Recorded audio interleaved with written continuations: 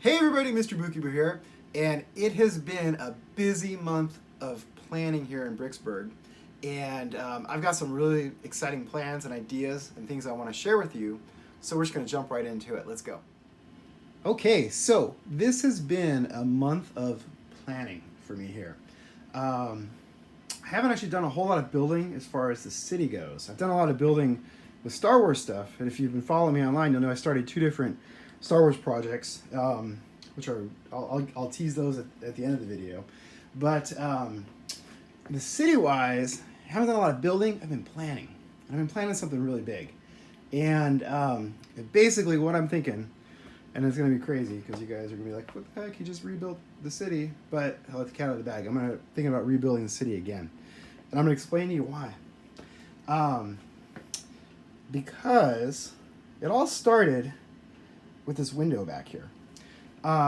Initially, it's just when I started to turn this into convert this from my boy's toy room into the Lego room, it just kind of naturally I just gravitated to this side as far as the city went, and it grew from like that corner over there, and it just kind of grew all the way down to here to where you see it today, where Hogwarts is.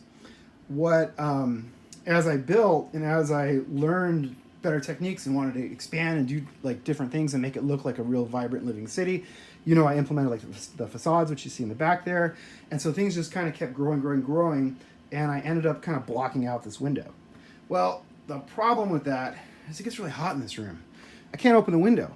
So I started thinking, I'm like, it'd be cool if I could recapture the use of that window. So then I started thinking, I started planning, and I started kind of drawing. I like to draw things out. So I get asked a lot when I design, do I use a digital designer? I don't. I use a plain old pen and paper, which I'm going to show you. Actually, I'll tease out and I'll show you that in a little bit over here.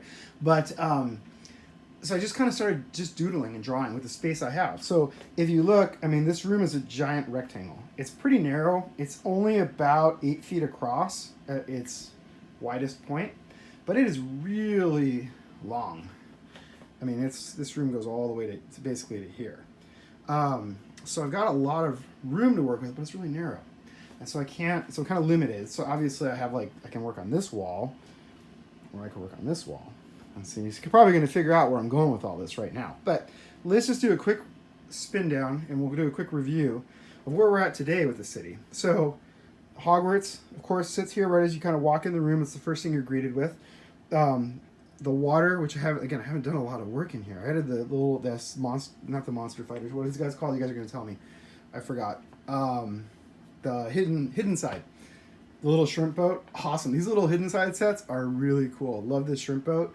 I got the graveyard, and then I also got the shrimp shack. Really cool. Love them. And then we have the transition into the actual city proper. And we'll just kind of mosey on down so you can just kind of get a glance, because this is maybe the last time you'll see it in this iteration of the city. You can see my kids working on stuff down here. I also still don't have room, so I just kind of put things wherever I can. So this is the castle that I've kind of been building in the background.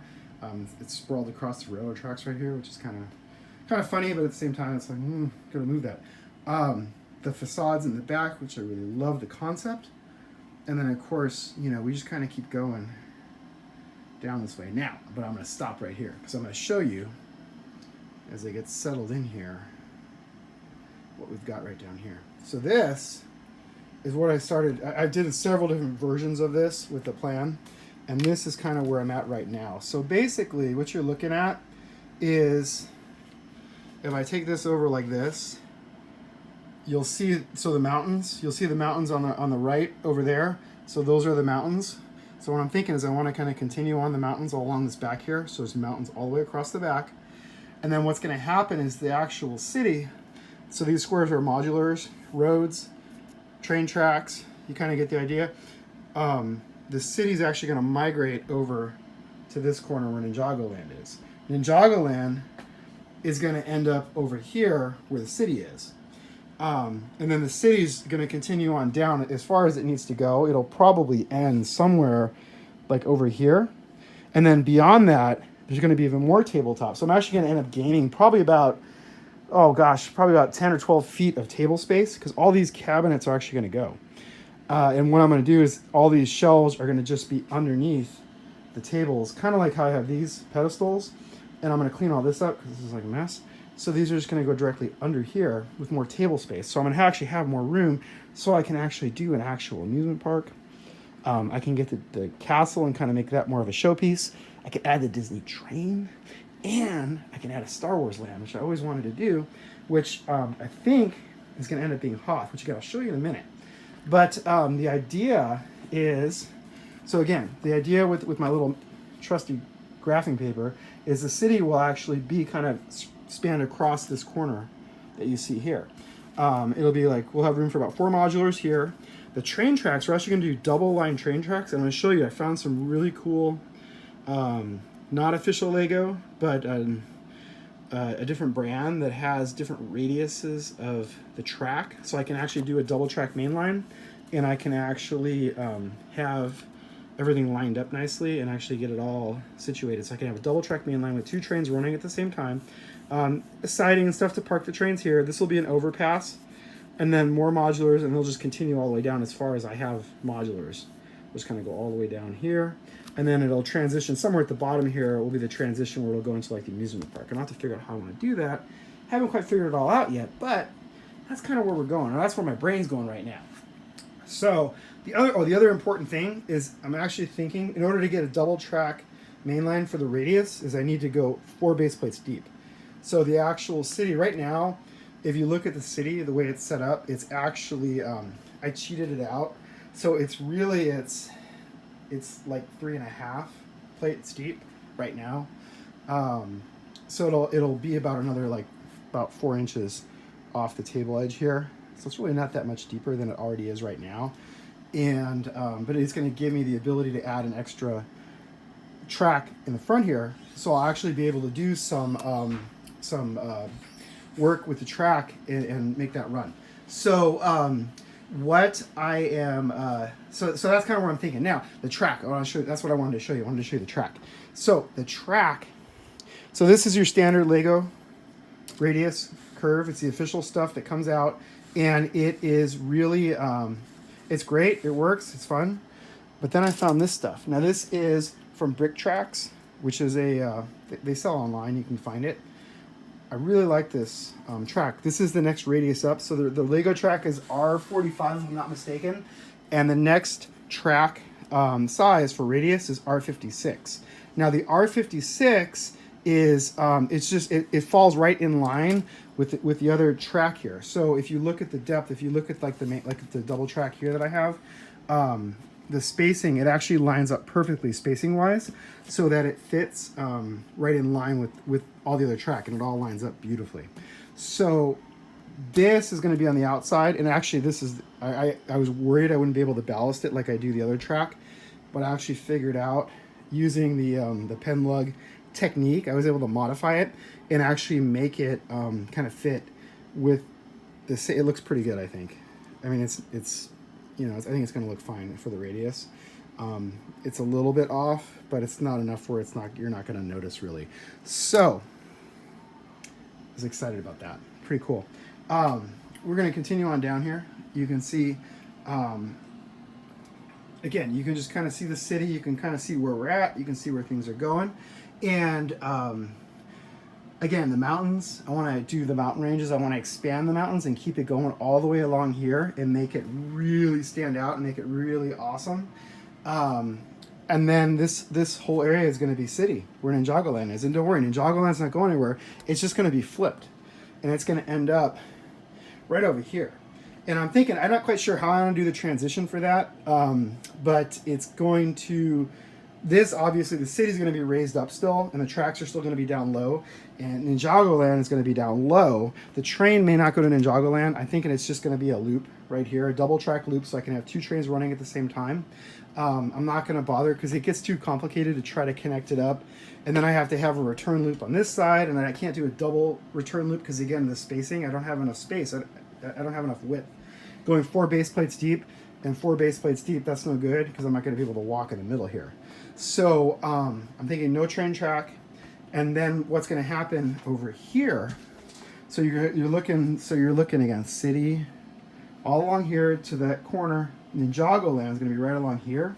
And then this is going to be, so IKEA actually has narrower tables, which you can see, I have one in the back there. And I have one of the bigger ones. It's a weird cut. I wasn't happy with how that fit. But anyways, I'm going to put a narrower table here, so I think I might just do display. I may not be part of the layout. I may try to integrate it. I don't know. But under the window here, it's going to be narrower tables.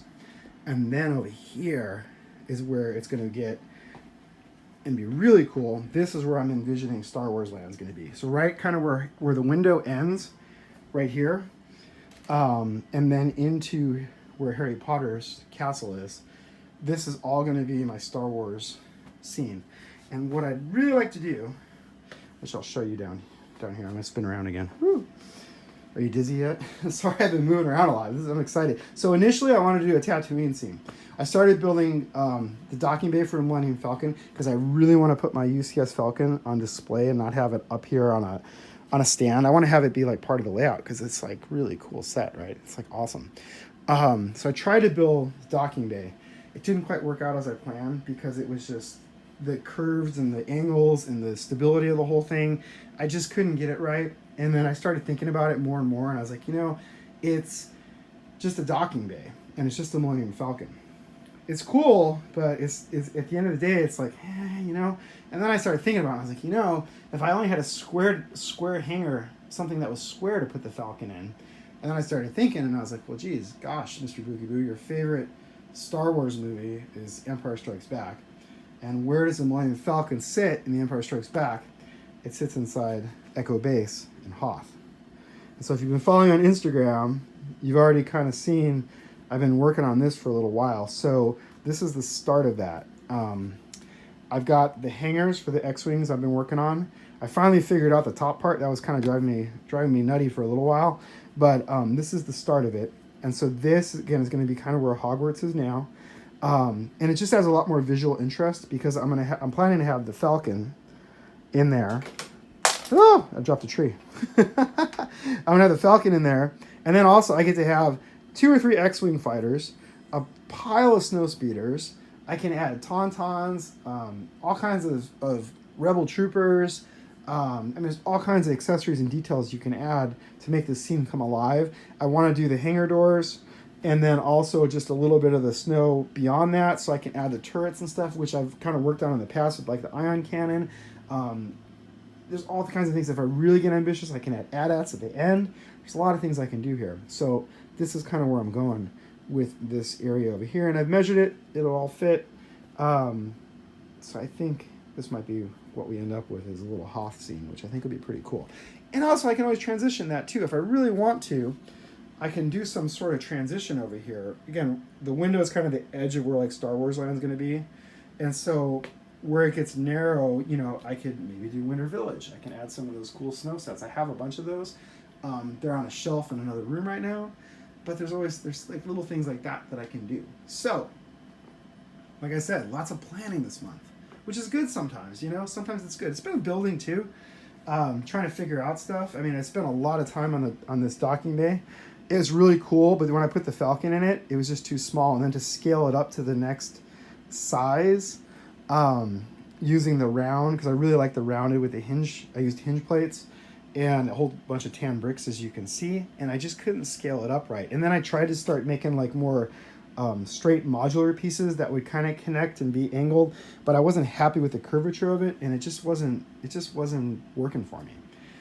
So I say, let's go to plan B, which you see plan B now, which I'm a lot happier with, because there's just a lot more interest. I can have a lot more starfighters and stuff in here, so it's really cool. So maybe if I get ambitious, I'm thinking about starting. What'll happen is I'll probably start in the back here. So I need to get a new table in the back, because I'm going to go a little bit four base plates deep and along the back wall there. So that's probably where I'm going to start. And there's not a lot of stuff there that can there's stuff that's easy to remove. Luckily everything's modular for the most part, even the mountains. And so what I'm thinking is I'll probably start back there, take out a bunch of that stuff, and get the new table in place, and then basically start there and kind of work my way forward towards the front of the room. And so we'll see what happens. And I'm not guaranteeing you by the next time the video rolls around that I'll have started it, but I'm really getting close to the point where I think I'm ready to start. So, having said that, let me know what you guys think. Do you think I'm totally nuts? Do you think this will work? Do you think, I don't know, are you excited? I'm kind of excited. I think it's going to be kind of cool. I think it's going to be totally different. And most importantly, I'm going to get really good lighting in here because also I'll be able to open the window to get natural light in. So when I'm filming these videos, it's going to be a lot brighter. It's going to be a lot nicer. And it's going to be cooler in here too because I'll be able to get a little breeze. So, thanks for watching. Let me know what you think. And I will be back soon, and I'll keep you updated on how things are going with another video. Thanks.